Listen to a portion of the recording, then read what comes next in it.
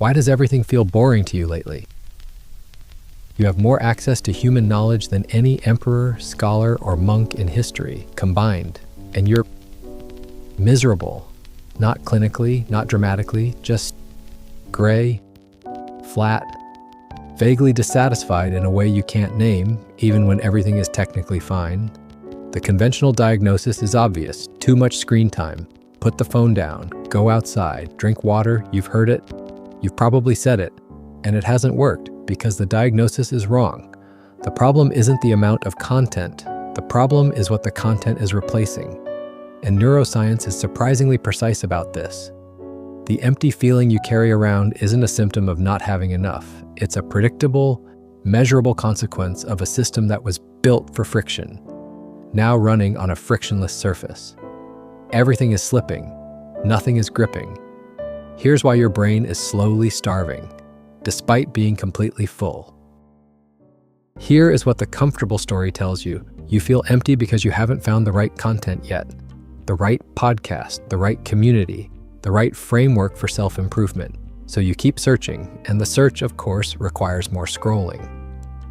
But Dr. Mary Helen Imordino-Yang at the University of Southern California spent years studying what happens to the human brain during unstructured inward rest, what neuroscientists call the default mode network. What she found should unsettle you. The brain doesn't go quiet when you stop consuming. It goes to work, processing emotion, constructing identity, building the architecture of meaning. But only if you give it silence. Constant audio and video input doesn't rest the default mode network. It suppresses it, which means every hour you spend with something playing in your ears is an hour your brain spends not doing the one thing it needs to do to make you feel whole. The silence isn't empty, you are. Now, the dopamine problem. Most people understand dopamine as the pleasure chemical. That framing is almost exactly wrong. Dopamine is the anticipation chemical, the effort and reward chemical. It fires most intensely, not when you receive something, but in the moment just before, when the outcome is uncertain, when the work might pay off, when you're reaching. Neuroscientist Kent Berridge at the University of Michigan spent decades separating wanting from liking in brain chemistry. The result, the systems are different circuits. When the effort disappears, when desire is satisfied before it even fully forms, the wanting circuit loses calibration. Slowly, quietly, your threshold for satisfaction rises. The ordinary textures of life, a conversation that takes patience, a skill that requires months, a relationship that demands tolerance of imperfection, begin to feel unbearably dull. Not because they are dull, but because your reward system has been running on a diet of pure sugar, and it no longer knows how to digest anything real. This is not a metaphor. This is measurable neuroadaptation. The same mechanism documented in substance dependency research, applied to the infinite content machine you carry in your pocket. And then there's the third mechanism, the most quietly devastating one.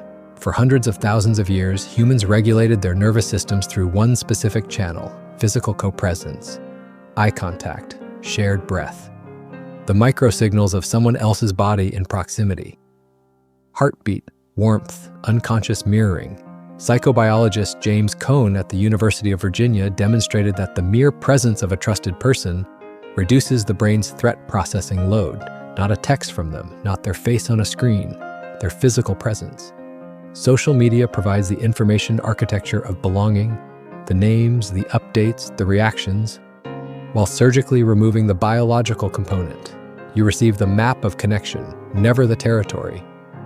And a nervous system that has been running on maps for years develops a specific kind of chronic hunger, not loneliness exactly, something more specific, a hunger for witness, for the particular safety of being known by a body in a room. You can have 10,000 followers and be completely physiologically alone. The researchers at the Greater Good Science Center at Berkeley put it plainly in a framework that has since been replicated across multiple cultural contexts. Psychological richness, the quality that most predicts long-term flourishing, is almost exclusively built through difficult, effortful, irreversible experiences, not comfortable ones, not efficient ones. The friction is the nutrient. Every time you replace a slow walk with a podcast, you are technically more informed and fractionally more malnourished. Every time you replace sitting with your discomfort with a scroll, you are technically less bored and less practiced at being a self. Here's the part where I'm supposed to tell you to delete your apps. I'm not going to do that. You wouldn't, and more importantly, you don't need to. What you need is a much smaller, much stranger intervention. You need to tolerate deliberately the first 3 minutes of doing nothing. Not meditation, not journaling, not a mindfulness practice, just nothing. Sitting with the physical discomfort of a quiet room, letting the itch of wanting to reach for something go unscratched. Because what happens after those 3 minutes is where your actual life is stored.